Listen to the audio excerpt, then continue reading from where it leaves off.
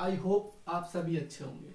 मैं रवि आज आपके लिए पराक्रम दिवस पर एक बहुत ही महत्वपूर्ण विषय पर चर्चा करने आया हूँ। आज हम बात करेंगे नेताजी सुभाष चंद्र बोस के बारे में। इतिहास में उनका नाम बड़े सम्मान के साथ लिया जाता है। जिस जमाने में भारतीयों की अपनी कोई फौज नहीं थी, उस टाइम उन्होंने भारतीयों को एक फौज दी, एक सेना दी। भारतीयों को बताया कि हम किसी भी तरह से आजादी ले सकते हैं। उन्होंने आजाद हिंद फौज की स्थापना की, बड़े बड़े काम किए। उनका जन्म 23 जनवरी 1897 को कटक, जो आज के उड़ीसा में है, वहां पर हुआ। उनकी प्रारंभिक शिक्षा कोलकाता में हुई, रेंसे कॉलेजिएट स्कूल में। उसके बाद उन्होंने माध्यमिक शिक्षा कलकत्ता के ही प्रेसिडेंसी कॉलेज से ली। उसके बाद उन्होंने इंग्लैंड का विख्यात कैम्ब्रिज कॉलेज से स्नातक की उपाधि प्राप्त की। उसके बाद उन्होंने भारतीयों के लिए आज के टाइम में जो महान एग्जाम कहते हैं, आईसीएस की परीक्षा, मात्र 21 साल की उम्र में उत्तीर्ण हुए, जिसके बाद उन्होंने उससे त्याग पत्र दे दिया।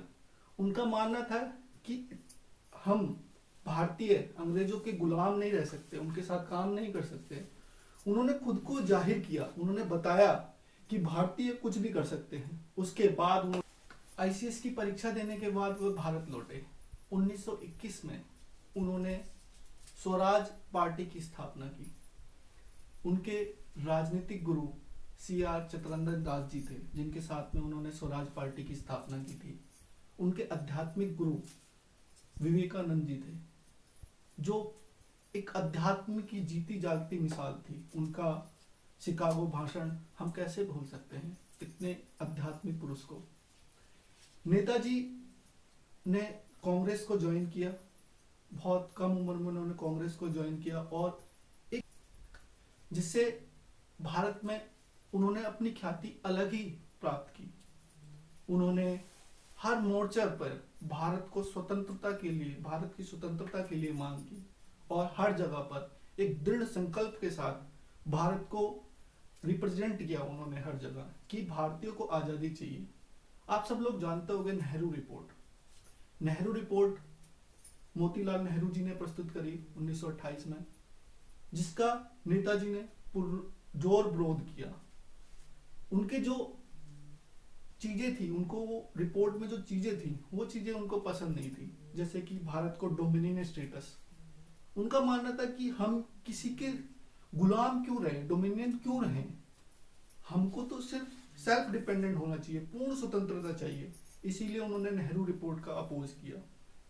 कहते हैं कि उनका छवि इतनी विख्यात हो गई थी कि 1938 में हरिपुर के कांग्रेस अधिवेशन में उनको अध्यक्ष के रूप में चुना गया, और उन्होंने उस अधिवेशन की अध्यक्षता की, और जिसमें उन्होंने अपने आप को प्रेजेंट किया कि भारतीयों को स्वतंत्रता के लिए कुछ ऐसे काम करने चाहिए जिससे अंग्रेजों को नाक में दम आए। उनको परेशान करने के लिए उन्होंने हर पुरजोर उपाय किए। अगला कांग्रेस का अधिवेशन आता है 1939 का, जिसमें कि वो दोबारा से चुने जाते हैं। लेकिन यहाँ पर एक छोटा सा पॉइंट है, चुने जाते हैं, कहते हैं कि गांधी जी ने भी अपना एक कैंडिडेट खड़ा किया था। गांधी जी के कैंडिडेट थे पट्टाभी सीतारमैया, जिनको सुभाष चंद्र बोस ने अपनी छवि के कारण हरा दिया। ये गांधी जी को बहुत बुरा लगता है। गांधी जी उसको बर्दाश्त नहीं कर पाते हैं, वो समझते हैं कि उनकी हार है ये। इसी के चलते सुभाष चंद्र बोस जी इस्तीफा दे देते हैं, और वहां से फॉरवर्ड ब्लॉक की स्थापना करते हैं। एक फॉरवर्ड ब्लॉक उनका न्यूज़पेपर भी आता था, जिसमें वो राष्ट्र में उग्रवादी विचारधारा को प्रोत्साहित करते थे, जिससे अंग्रेज काफी ज्यादा कष्ट में थे। उन्होंने कहा कि अगर यही हाल रहता रहा, क्योंकि उस टाइम ना सेकेंड वर्ल्ड वॉर का भी टाइम था, तो अंग्रेजों ने क्या किया, उनको नजरबंद कर दिया। लेकिन सुभाष चंद्र बोस अपनी ही एक अलग छवि थी उनकी। वो नेपाल के रास्ते होते हुए बर्मा पहुंच गए, जहां पर वो उनसे मिले। नेपाल के रास्ते हुए बर्मा होते हुए वो जर्मनी पहुंच गए। जर्मनी में पहुंचे, उन्होंने हिटलर से जो कि नाजीवादी के बहुत बड़े समर्थक थे। उन्होंने राष्ट्र हित के लिए बहुत काम किए थे। राष्ट्र सेकेंड वर्ल्ड वॉर में काफ़ी ज़्यादा चर्चित व्यक्ति थे। हिटलर के पास पहुंचे और उन्होंने हिटलर से मिलने का अनुरोध किया। हिटलर ने सोचा कि देखते हैं कि ये जो व्यक्ति है कितनी प्रतिभा का गुणी है। उन्होंने उसकी एक परीक्षा, नेताजी की एक परीक्षा लेनी चाहिए। ये आपको कहीं किताबों में नहीं मिलेगा, ये एक कथा है जो कि उनकी बायोग्राफी में लिखी हुई है। जब हिटलर से वो मिलते हैं तो हिटलर क्या करते हैं, हिटलर अपने ही प्रतिमूर्ति, प्रति व्यक्ति को बिल्कुल मतलब हूबहू हिटलर की नकल भेज देते हैं हिटलर नेताजी के पास। नेताजी कोई रिएक्ट नहीं करते हैं, ना खड़े होते हैं, वो आराम से वहां बैठे हुए होते हैं। हिटलर सोचता है कि इसने तो मेरी मतलब तौहीन कर दी, मेरी तो इज्जत ही नहीं की। फिर हिटलर खुद आता है और नेताजी खड़े होकर उनको बोलते हैं जय हिंद।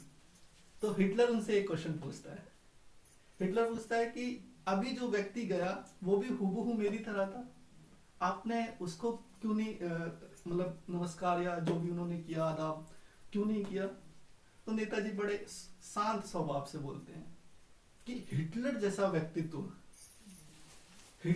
व्यक्तित्व कभी भी ना अपनी प्रोत्साहन के लिए या अपने आप को इज्जत कराने के लिए नहीं चाहेगा। जब वो व्यक्ति गया मुड़ के उसने पीछे देखा तो मैं समझ गया था कि आप वो हिटलर नहीं हो। हिटलर इतना प्रभावित हुआ उनसे कि उनको, जो आज हम उनको लिए बोलते हैं नेताजी की उपाधि उनको प्राप्त हुई। वहां से उनका नाम नेताजी बहुत फेमस हुआ।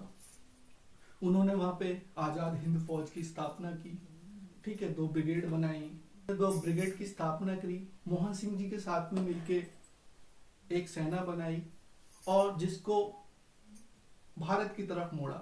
मात्र 50,000 सैनिक जो भी युद्ध बंदी थे उनके साथ मिलके उन्होंने एक अच्छी फौज तैयार की और उन्होंने एक नारा दिया जो आज बहुत प्रसिद्ध नारा है, तुम मुझे खून दो मैं तुम्हें आजादी दूंगा। उनके इस जोशवर्धक नारे के साथ आजाद हिंद फौज पूरे प्रोत्साहन के साथ, पूरे आत्मविश्वास के साथ आगे बढ़ी और भारत बर्मा तक पहुंच गई। लेकिन कुछ कारणवश जापान पे अमेरिका ने सेकेंड वर्ल्ड वॉर में हिरोशिमा नागासाकी के बम विस्फोट किया, जिससे उन्होंने आत्मसमर्पण कर दिया और हिटलर ने भी खुद को गोली मारकर हत्या कर ली। जिसके बाद सुभाष चंद्र बोस जी एक प्लेन से जा रहे थे, कहते हैं कि वो प्लेन विस्फोट हुआ, लेकिन आज तक उनकी ना तो बॉडी मिली है ना कुछ मिला है, और जिससे उनका जो खात्मा था वो हो गया। आज हम उनके बारे में इतनी सारी चर्चाएं क्यों कर रहे हैं, इसका एक कारण है। नेताजी का आज 23 जनवरी यानी कि आज के दिन उनका जन्म हुआ था। आज उनकी जयंती है, 125वीं जयंती है, जिसपे भारतीयों के लिए एक गर्व की बात है। क्योंकि इंडिया गेट पे आपने एक पिलर देखा होगा, जॉर्ज पंचम की मूर्ति वहां पे विद्यमान थी, जो कि 1967 में हटाई गई, जिसके बाद में अभी तक वो स्थान रिक्त था। हमारे प्रधानमंत्री आदरणीय श्री नरेंद्र मोदी जी ने उनकी एक 3D इमेज वहां पे आज प्रतिस्थापित की है, जो भारतीयों के लिए बहुत गर्व की बात है। ये जब तक मूर्ति तैयार नहीं हो जाती है, जब तक वही वहां पर विद्यमान रहेगी, और आने वाले टाइम में वहां आपको एक ग्रेनाइट की मूर्ति देखने के लिए मिलेगी। एक महान व्यक्तित्व वाले इंसान सुभाष चंद्र बोस जी, जिनके को हम नेताजी के भी नाम से जानते हैं, उनके ही याद में हम पराक्रम दिवस मनाते हैं। उनसे बड़ा पराक्रमी शायद ही भारत को आज की दुनिया में मिले, और क्या पता ना मिले।